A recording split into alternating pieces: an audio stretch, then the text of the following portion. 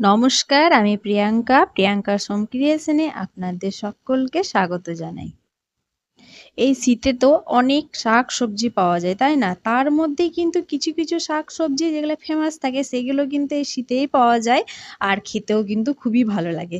তো সেই রকমই একটা শাক হচ্ছে যেমন পিঁয়াজ শাক। এই পিঁয়াজ শাকটা খেতে কিন্তু খুবই ভালো লাগে।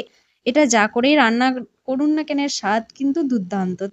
তো আজ আমি আপনাদের সঙ্গে শেয়ার করব পিঁয়াজ শাক বা স্প্রিং অনিয়ন যেটাই যে ভাষায় বলুন না কেন আমরা তারই পোস্ত রেসিপি আমি আজ আপনাদের সঙ্গে শেয়ার করব। তো তার জন্য দেখুন এখানে মোটামুটি 500 গ্রাম মতো পেঁয়াজ শাক নিয়ে নিয়েছি। আর এই পেঁয়াজ শাকগুলোকে এভাবে আমি খোসাটাকে ছাড়িয়ে এই গোড়াটাকে কেটে বেছে নেবো আর কি। ভিডিওটি কিন্তু স্কিপ করে দেখবেন না, পুরো ভিডিওটি দেখার অনুরোধ রইল। আর পেঁয়াজগুলোও মনে হচ্ছে একটু বড় বড় হয়েছে, তাই না? আর এরকম বড় বড় পেঁয়াজ থাকলে কিন্তু এই রেসিপিটা কিন্তু দুর্দান্ত হয়। তো এইভাবে আমি কেটে নিচ্ছি।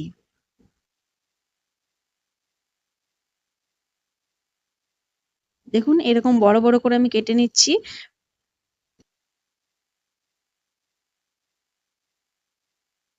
সমস্ত পেঁয়াজ শাকগুলো কিন্তু আমি কেটে নিলাম।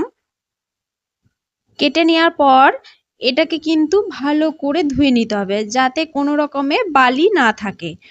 ব্যাস এগুলোকে আমি এখন সাইডে রেখে এদিকে দেখুন একটা মিক্সি জারের মধ্যে আমি এখানে পোস্ত নিয়ে নিয়েছি আর নিয়েছি কাঁচা লঙ্কা। ঝালটা নিজেদের পছন্দ মতো কিন্তু। তো এবার আমি মিক্সিতে দিয়ে পেস্ট করে নেব পোস্তগুলোকে। তো পোস্তটাকে দেখুন আমি পেস্ট করে নিলাম, হয়ে গিয়েছে। এবার আমি সমস্ত কিছু সাইডে রেখে গ্যাসের ফ্লেমটা অন করে দিয়ে বসিয়ে দিলাম একটা কড়াই। আর এই রেসিপিটির জন্য কিন্তু সর্ষের তেলটাই বেস্ট আর কি, সর্ষের তেলে এই রেসিপিটা ভালো লাগবে।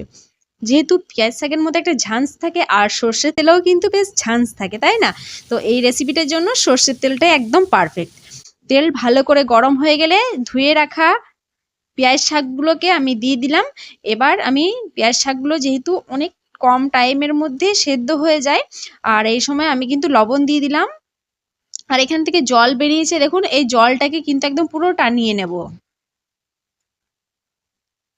এইভাবে নাড়াচাড়া করে জলটা টেনে গিয়েছে। এখন দেখুন এখানে আমি আলুটা কিন্তু সেদ্ধ নিয়েছি। এই রেসিপিটার জন্য সেদ্ধ আলুই কিন্তু একদম পারফেক্ট।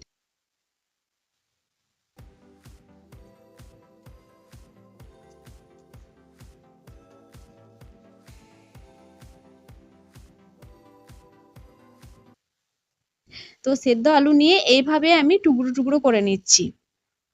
ব্যাস এবার ভালো করে একসঙ্গে আমি এগুলোকে ভেজে নেব।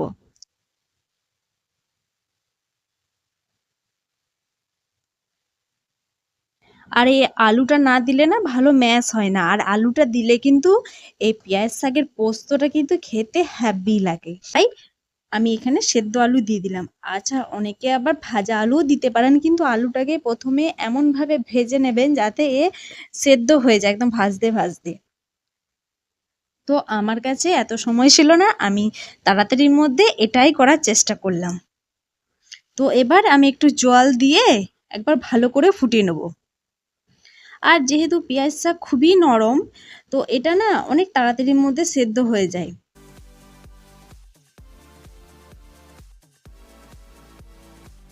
আর আমার চ্যানেলে নতুন কোনো বন্ধু হয়ে থাকলে অবশ্যই চ্যানেলটিকে সাবস্ক্রাইব করে পাশে থাকবেন।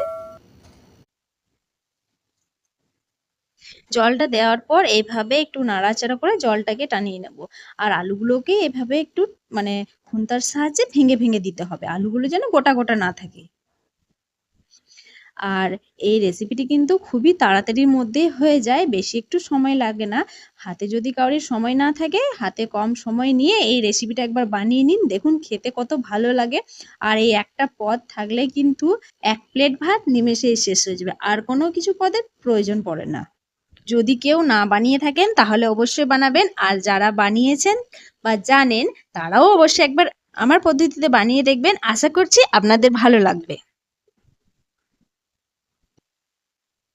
এদিকে জলটা কিন্তু টেনে গিয়েছে, আর এইদিকে দেখুন আমি যে পোস্তটা বেটে রেখেছিলাম সেই পোস্তটা কিন্তু আমি এর মধ্যে দিয়ে দিলাম।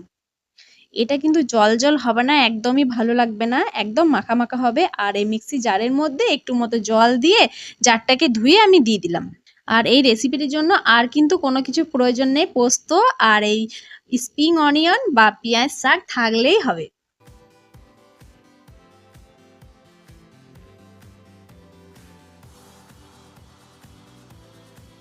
পোস্তটা দিয়ে এবার একটু ভালো করে নাড়াচাড়া করে নেব। পোস্ত তো আমরা সবকিছুর সঙ্গে খাই মোটামুটি, আলু হোক, বেগুন হোক, পটল হোক, একবার যদি এইভাবে বানিয়ে নেওয়া যায় তাহলে কেমন হয়? তো অবশ্যই একবার বানিয়ে আমাকে কমেন্টের মাধ্যমে জানাবেন যে এই রেসিপিটা আপনাদের কেমন লেগেছে। পোস্তটা দেওয়ার পর গ্যাসের ফ্লেমটা লোতে রেখে কিন্তু নাড়াচাড়া করে নিতে, কোনো রকমে এটাকে ফোটালে চলবে না, না হলে আবার ছানা কাটা কাটা হয়ে যাবে, কারণ পোস্ত দিয়ে ফোটালে কিন্তু ছানা কাটা হয়ে যায়। তাই এই গ্যাসের ফ্লেমটা লোতে রেখে অনবরত নাড়াচাড়া করে এক্সট্রা জলটাকে টানিয়ে নিতে হবে। আর এদিকে দেখুন এক্সট্রা জল টেনে গিয়েছে, আর যেটুকু আছে সেটুকু ঠান্ডা হয়ে গেলে ঠিক হয়ে যাবে। তো আমি গ্যাসের ফ্লেমটা এবার অফ করে দিলাম। এবার একটা প্লেটের মধ্যে আমি তুলে নিচ্ছি।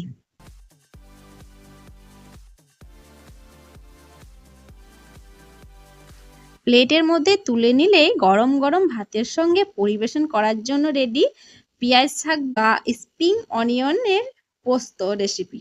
আজকের রেসিপি আপনাদের কেমন লাগলো অবশ্যই কমেন্টের মাধ্যমে জানাবেন, আর ভালো লাগলে একটা লাইক দিয়ে প্রিয়জনদের সঙ্গে বেশি বেশি করে শেয়ার করবেন। ভালো থাকবেন, সুস্থ থাকবেন। দেখা হবে নেক্সট ভিডিওতে নতুন একটা রেসিপি নিয়ে। ধন্যবাদ।